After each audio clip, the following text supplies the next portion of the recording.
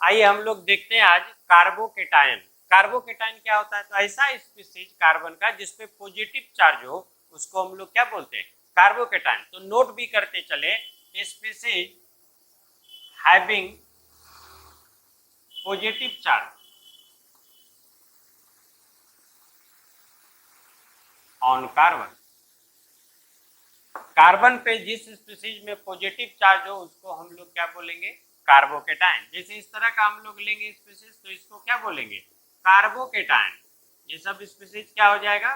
Carbocation. तो carbon पे जिसपे पॉजिटिव चार्ज हो उसी को बोलते हैं कार्बोकेटायन। और बताएं कि कार्बोकेटायन जो होता है वो इलेक्ट्रॉन डेफिशिएंट होता है, क्योंकि प्लस चार्ज होता है। और इलेक्ट्रॉन डेफिशिएंट स्पीसीज का टेंडेंसी क्या होता है? इलेक्ट्रॉन रिच स्पीसीज के साथ बॉन्ड बनाने का। हम लोग लिखेंगे it is electron deficient species.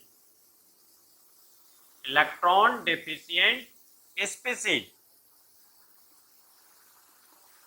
साथ में ही इट एक्ट एज, इसीलिए ये किसके जैसा बिहेव करता है? इलेक्ट्रोफाइल के जैसा। किसके जैसा बिहेव करेगा?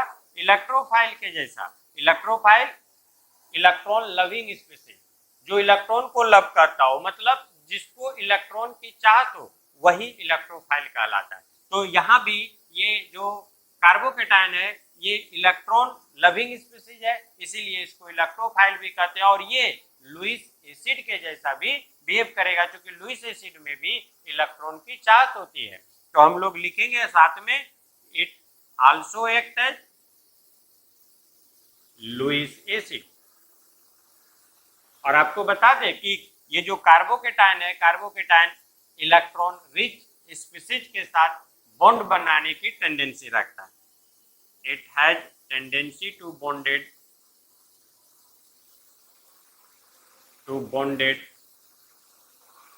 Electron rich species. Electron rich species. Clear है? तो इसको नोट कर लीजिए, फिर आगे चलते हैं।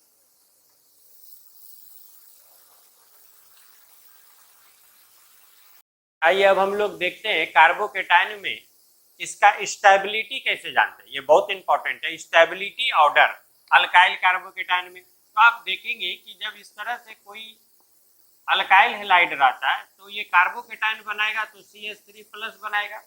इस तरह का कोई रहा, इसको हम लोग बोलेंगे 1 डिग्री हैलाइड, और ये कार्बोकेटायन बना देगा तो 1 डिग्री कार्बोकेटायन या इथाइल कार्बोकेटायन हो जाएगा। ये जब इस तरह का देखेंगे ये 2 डिग्री कार्बोकेटायन हम लोग बोलेंगे इसको। जब ऐसा बनेगा तो ये 2 डिग्री कार्बोकेटायन है, ये 2 डिग्री हैलाइड है, और ये 3 डिग्री हैलाइड होगा। और जब इसका कार्बोकेटायन बनेगा तो ये 3 डिग्री कार्बोकेटायन बनाएगा।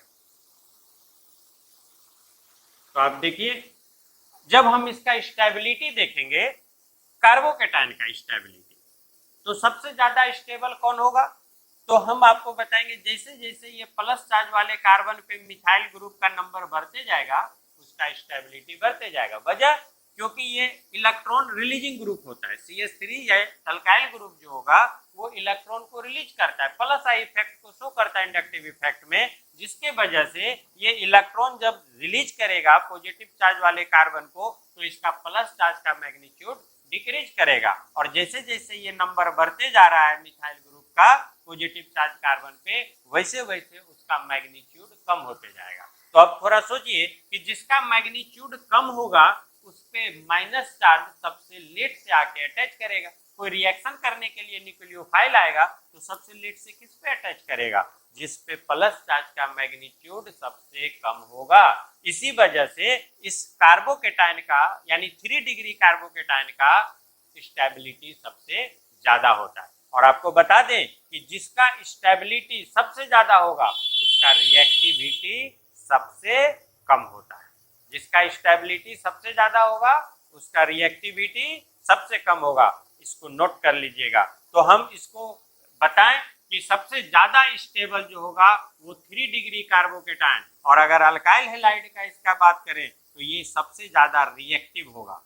ये सबसे ज्यादा रिएक्टिव इसीलिए होगा क्योंकि इसका स्टेबिलिटी सबसे ज्यादा होगा। यानी अल्काइल हैलाइड का जो रिएक्टिविटी डिपेंड करेगा वो कार्बोकेटाइन के स्टेबिलिटी पे। जिस अल्काइल हैलाइड का कार्बोकेटाइन का स्टेबिलिटी सबसे ज्यादा होगा उसके हैलाइड का रिएक्टिविटी सबसे ज्यादा होगा। तो खैर इसका ये रिएक्टिविटी है, हम कार्बोकेटाइन पढ़ रहे हैं तो कार्बोकेटाइन में फाइनली बता दें 3 डिग्री वाले का स्टेबिलिटी सबसे ज्यादा होगा और मिथाइल कार्बोकेटाइन का स्टेबिलिटी सबसे कम होगा। इसको हम आगे नोट करा लेते हैं, इसको पहले आप उतार लीजिए। तो आइए अभी हम लोग देखते हैं जो स्टेबिलिटी ऑर्डर पर है उसमें ये 3 डिग्री वाले का स्टेबिलिटी सबसे ज्यादा होगा। तो स्टेबिलिटी ऑर्डर में ये सबसे ज्यादा है। 2 डिग्री वाले का स्टेबिलिटी उससे कम, इसका उससे कम, सबसे कम स्टेबिलिटी किसका, मिथाइल कार्बोकेटाइन का। और यही स्टेबिलिटी ऑर्डर है। जबकि इसका अगर कोई रिएक्टिविटी ऑर्डर पूछे तो सबसे ज्यादा रिएक्टिव हो जाएगा ये, क्योंकि इसका स्टेबिलिटी सबसे कम होता है। यानी हम लोग कह सकते हैं कि स्टेबिलिटी जो होगा वो रिएक्टिविटी के क्या होता है, इनवर्सली प्रोपोर्शनल होता है। स्टेबिलिटी रिएक्टिविटी के क्या हो जाएगा, इनवर्सली प्रोपोर्शनल हो जाएगा। जिसका स्टेबिलिटी ज्यादा उसका रिएक्टिविटी कम। और यही आप यहाँ पर देख सकते हैं कि स्टेबिलिटी इसका सबसे ज्यादा है तो इसका रिएक्टिविटी सबसे कम है। क्लियर है? तो इसको नोट कर लीजिए, फिर आगे चलते हैं। तो आइए हम लोग इस पे एक क्वेश्चन देखते हैं कि इसमें सबसे ज्यादा स्टेबल कौन होगा। जो सबसे ज्यादा स्टेबल होगा उसका रिएक्टिविटी सबसे कम होगा। तो देखते हैं, इसका ऑर्डर देखेंगे कि एक के बाद एक कैसे स्टेबिलिटी क्या हो जाएगा, घटते चला जाएगा। तो सबसे ज्यादा स्टेबिलिटी देखें उसमें सबसे मेन रोल जो प्ले कर रहा है वो ये ग्रुप, जिसमें ये सब जुटा हुआ और इसमें कुछ नहीं अटैच्ड है, बाकी तो सब कुछ सेम है। तो हम लोग पहचानेंगे ये ग्रुप क्रिएट क्या कर रहा है। तो ये ग्रुप देखिए प्लस एम यानी प्लस मेसोमेरिक इफेक्ट, जिसका मतलब होता है कि ये इलेक्ट्रॉन पेयर को रिंग में देगा रेजोनेंस के दौरान, और ये इलेक्ट्रॉन पेयर देगा तो इसका प्लस चार्ज का मैग्नीट्यूड कम होगा तो इसका स्टेबिलिटी ज्यादा हो जाएगा। यहाँ NO2 ग्रुप है माइनस एम इफेक्ट, तो ये इलेक्ट्रॉन को खींचेगा जिसके वजह से प्लस चार्ज का मैग्नीट्यूड और बढ़ जाएगा तो स्टेबिलिटी घट जाएगा। यहाँ पर ये प्लस एम और माइनस आई इफेक्ट क्रिएट कर रहा है, जो कि इस पे माइनस आई डोमिनेंट होता है तो इलेक्ट्रॉन ये भी खींचेगा, ये भी अपने तरफ खींचेगा, लेकिन इसका मैग्नीट्यूड ये ज्यादा इसका क्या कर पाता है, बढ़ा पाता है, और ये कम बढ़ा पाता है। यानी इसका स्टेबिलिटी सबसे ज्यादा कम होगा, इसका स्टेबिलिटी इससे ज्यादा होगा। यानी और यहाँ पर तो कुछ अटैच ही नहीं है तो इसका स्टेबिलिटी ना बढ़ रहा है ना घट रहा है। तो हम लोग देखेंगे जो स्टेबिलिटी बढ़ा रहा है तो सबसे ज्यादा स्टेबल कौन सा हो जाएगा, 2 नंबर। और इससे कम स्टेबिलिटी किसका होगा, ये सब तो डिस्टेबलाइज कर दे रहा है और स्टेबिलिटी घटा दे रहा है।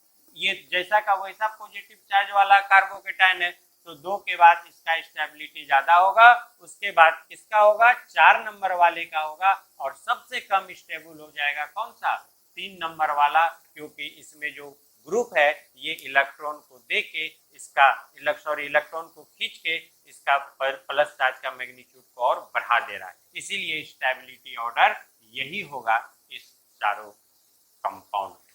ठीक है, आइए अब देखते हैं इसमें रीअरेंजमेंट ऑफ कार्बोकेटाइन। इसमें क्या होता है, एक लेस स्टेबल कार्बोकेटाइन भी रीअरेंज होके मोर स्टेबल कार्बोकेटाइन में चेंज हो जाता है। मतलब स्टार्टिंग में प्लस चार्ज किसी और कार्बन पे रहता है और वो ज्यादा स्टेबल होने के लिए किसी और कार्बन पे चला जाता है, उसी को हम लोग बोलते हैं रीअरेंजमेंट ऑफ कार्बोकेटाइन। यहाँ पर थोड़ा देखते हैं एग्जाम्पल में रीअरेंजमेंट कार्बोकेटाइन का कैसे हो जाएगा। तो जैसे ये कंपाउंड दिया हुआ और रीअरेंजमेंट में कई तरह का रीअरेंजमेंट होता है, जैसे 1,2 hydride shifting, 1,2 methyl shifting, 1,2 ethyl shifting, ये सब रीअरेंजमेंट होके less stable carbocation more stable में चेंज हो जाता है। यहाँ पर आप देख सकते हैं, यहाँ पर लिख सकते हैं a less stable carbocation change into more stable carbocation.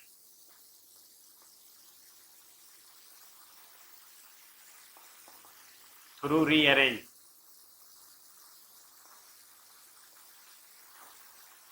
Rearrange होके एक less stable carbocation more stable में क्या हो जा रहा है, चेंज हो रहा है। तो जैसे देखिए ये कंपाउंड है तो यहाँ पर 1 डिग्री कार्बोकेटाइन है। कौन सा कार्बोकेटाइन है? 1 डिग्री। और ये यहाँ पर आ जाएगा, यहाँ से H हटेगा, प्लस चार्ज यहाँ पर आ जाएगा, यहाँ पर CH3 बन जाएगा और इसी को हम लोग बोलेंगे 1,2 हाइड्राइड शिफ्टिंग और ये 2 डिग्री कार्बोकेटाइन बना दिया। यानी 1 डिग्री कार्बोकेटाइन से 2 डिग्री कार्बोकेटाइन बन रहा है रीअरेंज होके, जो लेस स्टेबल से मोर स्टेबल में जा रहा है और इसीलिए इसका स्टेबिलिटी बढ़ता है और वो रीअरेंज होके बढ़ाता है अपना स्टेबिलिटी को, जिसको बोलते हैं रीअरेंजमेंट ऑफ कार्बोकेटाइन। तो कार्बोकेटाइन अपना रीअरेंजमेंट करता है और वो करने का पीछे का रीजन क्या है? जो less stable carbocation more stable में क्या हो जाता है? चेंज हो जाता है। और ऐसे हाइड्राइड शिफ्टिंग को ही हम लोग बोलते हैं 1,2 हाइड्राइड शिफ्टिंग। 1,2 कार्बन के बीच में हो रहा है। यहाँ पर देखिए, यहाँ 1,2 हाइड्राइड और 1,2 मिथाइल शिफ्टिंग भी होगा। यहाँ पर क्या हो जाएगा? CH3। अभी यहाँ 1 डिग्री कार्बोकेटाइन है और जब यहाँ पर कार्बोकेटाइन आ जाएगा तो यहाँ पर हम लोग क्या बोल देंगे?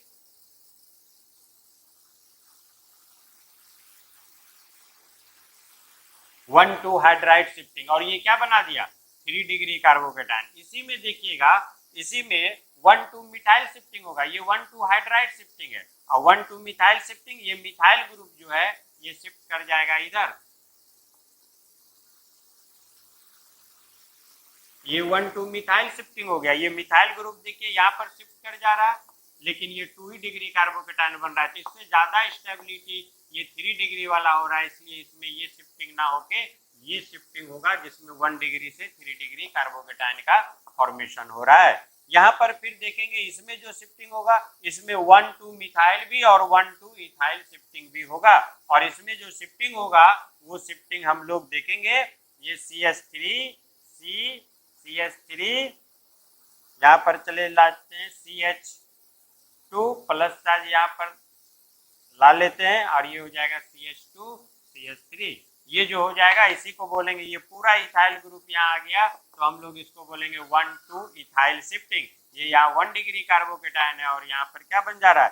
3 डिग्री कार्बोकेटाइन। तो ये इसमें 1,2 मिथाइल शिफ्टिंग भी होगा, लेकिन 1,2 इथाइल शिफ्टिंग ज्यादा स्टेबल होने की वजह से ये होगा। और 1,2 मिथाइल शिफ्टिंग में क्या होगा? ये शिफ्ट करेगा, ये यहीं पर रहेगा, लेकिन उससे ज्यादा स्टेबल 1,2 इथाइल शिफ्टिंग होगा, इसीलिए ये स्टेबल शिफ्टिंग होगा। तो इस तरह से रीअरेंजमेंट ऑफ कार्बोकेटाइन होता है, इसको आप नोट कर सकते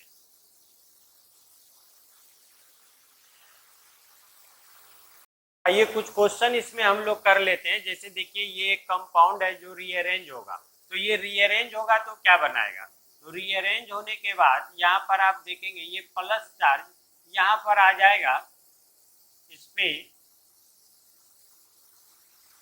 1,2 हाइड्राइड शिफ्टिंग में। लेकिन अब सोचेंगे कि यहाँ पर तो 2 डिग्री और यहाँ पर भी 2 डिग्री कार्बोकेटाइन, तो फिर दोनों में डिफरेंस क्या है? ये रीअरेंज क्यों करेगा? तो यहाँ पर 2 degree carbocation with no resonance, double bond के अल्टरनेट पोजीशन पे होता तो रेजोनेंस होता, लेकिन यहाँ पर रेजोनेंस नहीं होगा और यहाँ 2 डिग्री कार्बोकेटाइन विथ रेजोनेंस, यहाँ पर रेजोनेंस होगा। अल्टरनेट पोजीशन पे डबल बॉन्ड है पाई बॉन्ड के साथ, तो रेजोनेंस होगा। तो इसमें हम लोग बोलेंगे रेजोनेंस होगा, इसीलिए इसका स्टेबिलिटी बढ़ जाएगा। इसमें नो रेजोनेंस, इसमें रेजोनेंस नहीं होगा, तो दोनों ही 2 डिग्री है, but 2 degree with no resonance, 2 degree with resonance, तो इसी वजह से इसका स्टेबिलिटी ये ज्यादा हो जाएगा। इससे हम लोग इसको बोलेंगे ये लेस स्टेबल है और ये क्या हो जाएगा?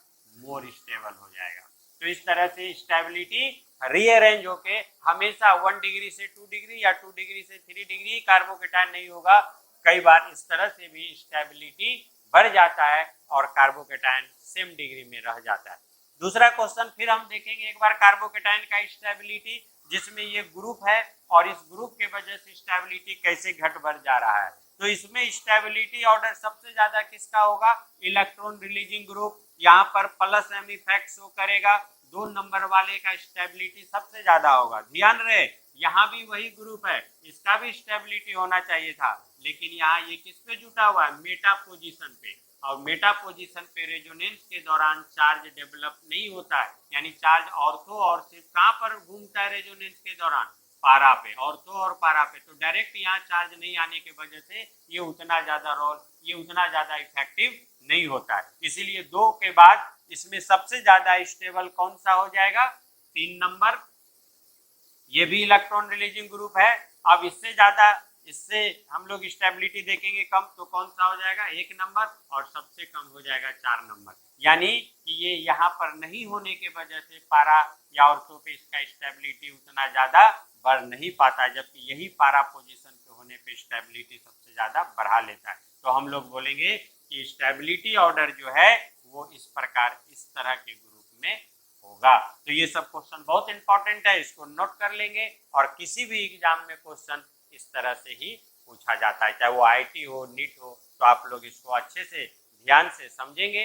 उम्मीद है कि आप लोग अच्छे से पढ़े होंगे। और आप लोग को किसी भी प्रकार की और कुछ जानकारी चाहिए, इससे रिलेटेड क्वेश्चन जानना हो, तो आप कमेंट बॉक्स में कमेंट करें, बताएं, हम उस पर फिर वीडियो बनाएंगे और आप लोग को बताएंगे। तब तक